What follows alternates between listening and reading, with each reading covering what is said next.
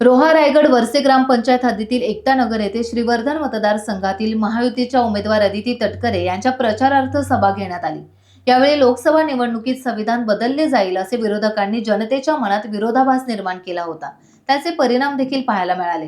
पण आता संपूर्ण महाराष्ट्रात लोकसभेचा मागमूस राहिलेला नाही। आता राज्य सरकारने ठाम पद्धतीने पाऊल उचलत मुख्यमंत्री लाडकी बहीण योजना, मुलींचे शिक्षण, शेतकऱ्यांना कर्जमाफी असे आदी योजना यशस्वीपणे राबविल्या आहेत। जाहीरनाम्यात वचन दिल्याप्रमाणे यात काहीही बदल होणार नाही। संविधानाच्या माध्यमातून जनतेच्या मनात आकस निर्माण करण्यापेक्षा वचन पूर्तता करण्याची भूमिका महायुतीने घेतली आहे। महाविकास आघाडीचे नेते मंडळी नागरिकांची कशी दिशाभूल करत आहेत हे सुज्ञ नागरिकांच्या लक्षात आले आहे। त्यामुळे महाराष्ट्रातील संपूर्ण बदलतं राजकारण पाहता राज्यात पुन्हा महायुतीचे सरकार येईल असा ठाम विश्वास भारतीय पेट्रोलियम आणि नॅचरल गॅस नियामक मंडळाचे अध्यक्ष खासदार सुनील तटकरे यांनी व्यक्त केला।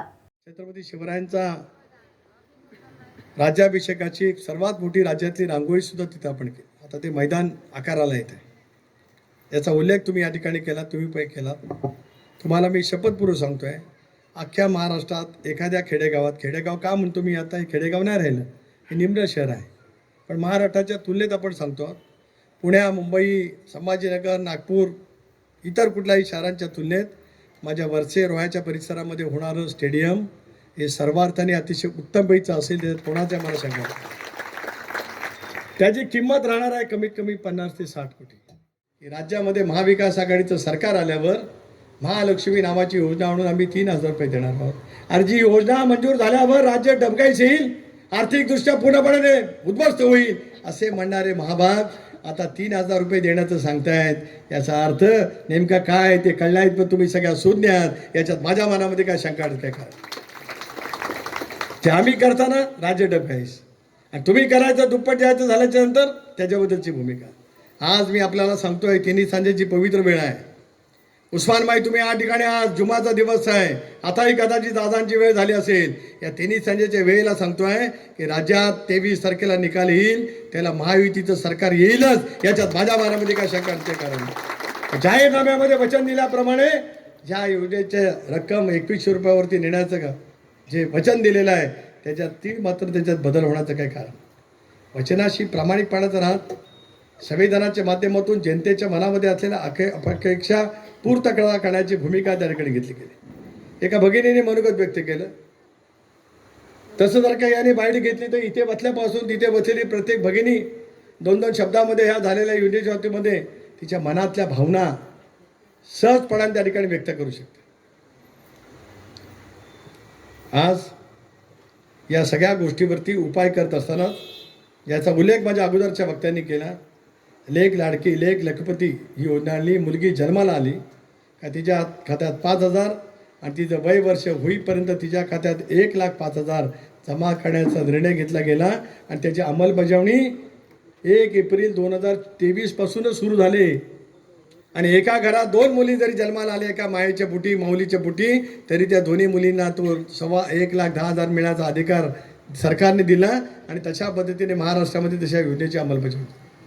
8 लाख रुपये वार्षिक उत्पन्न म्हणजे महिन्याला 75,000 रुपये उत्पन्न असलेल्या प्रत्येक कुटुंबाच्या घरांतील, बहुजन समाजातील आणि सर्व धर्मांच्या मुलींच्यासाठी, तिला डॉक्टर व्हायचं असेल, तिला वकील व्हायचं असेल, की ज्यावेळेला 3.5 कोटीची कामं संपतील, उद्घाटनाला हे सगळे आम्हाला बोलवतील, त्याला पुढची मागणी केल्याशिवाय ते राहणार नाही, त्याच्यात माझ्या मनामध्ये शंका नाही। तुम्ही बोलत राहायचं, आम्ही करत राहायचं, अव्यातपणाने नाही बोलणार म्हणाले मला। फक्त या सगळ्यांनी भाषण केल्यावर आता मी अध्यक्ष म्हणून बोललो नाही तर बरा दिसणार नाही असं ते बोलले, म्हणून भाषणाला उठले आणि शेवटी सांगून गेले सोलरचा प्लॅन्ट आम्हाला देऊन टाका। दुसरं सांगितलं की कालव्यावरती तिथं जे काही आज आमचे झोपडपट्टीधारक राहत आहेत त्यांच्यासाठी जागाही द्या आणि कुठल्या योजनेमध्ये बसून त्यांचं घर पण बांधून द्या। ते मागताना काय राखायचं नाही, शिल्लक ठेवायचं नाही। आता इतक्या याच्यानी सांगितल्याच्या नंतर त्यांना माहिती आहे की, आणि त्यांना बरोबर माहिती असतं की केव्हा कुठलं काय सांगायचं। बरं, ते काय म्हणाले, हे साहेब करतील, मग आदितीकडनं राहिलेलं पण मागून घेऊ, असं पण बोलले बघा, एक वाक्य बोलले। माझं लक्ष होतं दीपिका, ते काय बोलते नेता माझं काय बोलते लक्ष होतं, बाकी काय राहिलं तर तिच्याकडे मग, आणि उरलं सुरलं असेल तर कधी पण जाऊन अनिकेतकडे आम्ही मागणारच आहोत, तो जन्मसिद्ध आमचा हक्कच आहे। हा हक्क प्रेमाचा, ऋणानुबंधाचा आणि विश्वासाचा हक्क आहे. ते ठेवूनच पुढच्या कालावधीमध्ये काम केलं. सुदैवाने आज मी राष्ट्रवादी काँग्रेस पक्षाचा एकटाच खासदार निवडून आलो. पण मला अमितभाईंचे आभार मानायचे आहेत की देशामध्ये 4 महत्त्वाची खाती म्हटली जातात. पंतप्रधान महोदयांच्या नंतर एक गृह खातं, संरक्षण खातं, अर्थ खातं आणि परराष्ट्र खातं. 4 खाती महत्त्वाची आहेत. खाती खूप आहेत, ती पण महत्त्वाची आहेत. कृषी आहे, इतरही आहे. तसं देशातल्या लोकसभेच्या 35 स्टँडिंग कमिट्या आहेत. त्याच्या पहिल्या 5 ज्या आहेत, त्या पहिल्या 5 एक महत्त्वाची कमिटी पेट्रोलियम आणि नॅचरल गॅस, ज्याचा अध्यक्ष या सुनील तटकरेला अमितभाईंनी दिला. मी ज्याला एनडीएच्या बैठकीला गेलो आणि 3ऱ्या खेपेला ज्याला सभागृहामध्ये आदरणीय मोदी साहेबांची भेट घेतली, माझा सगळा परिवार त्यावेळेला होता, माझी शपथ होती म्हणून त्यांची पण मोदी साहेबांची भेट झाली. खाली मी खारघरच्या सभेमध्ये होतो. खाली त्यांनी मला विचारलं, तटकरेजी कैसा चल रहा है महाराष्ट्र में, दोबारा हमको आना है, येणार साहेब आपल्या नेतृत्वाखाली. त्यावेळेला त्यांना मी सांगितलं, कारण मी विकासाच्या मुद्द्यावरती निवडणूक लढत होती. अर्पण करतात आणि दऱ्याच्या तुफानामध्ये आपला व्यवसाय करण्यासाठी जात असतात. त्या दिवशी राखी पौर्णिमेचा पवित्र दिवस. राखी पौर्णिमेच्या 3 दिवस अगोदर तुमच्या लेख असलेल्या आदितींनी प्रचंड मेहनत घेतली. मुख्यमंत्र्यांचे आशीर्वाद मिळाले, दोन्ही उपमुख्यमंत्र्यांचे देवेंद्रचे आणि अजितदादांचे आशीर्वाद मिळाले आणि सुरुवातीच्या कालावधीमध्ये जवळपास 1 कोटी महिलांच्या खात्यात राखी पौर्णिमेची, भाऊबीजेची, रक्षाबंधनाची ओवाळणी माझ्या महिला भगिनींच्या खात्यात 3,000 रुपये एकाच दिवसामध्ये डीबीडीच्या माध्यमातून करण्याचा एक संबंध महाराष्ट्रामध्ये आणि देशामध्ये विक्रम त्या कालावधीमध्ये. सप्टेंबर महिन्यामध्ये गणरायाचं आगमन झालं होतं, त्याला 1,500 रुपये आले. आणि दुसरा भाऊबीजेचा पवित्र दिवस, त्यावेळेला पुन्हा एकदा 3,000 रुपये राज्यातल्या 2,30,00,000 महिलांच्या खात्यात एकाच वेळेला झाले. ज्यावेळेला मुख्यमंत्री आणि दोन्ही उपमुख्यमंत्री माणगावला आले, त्याच्या 2 दिवस अगोदर ती रक्कम त्या ठिकाणी जमा झाली.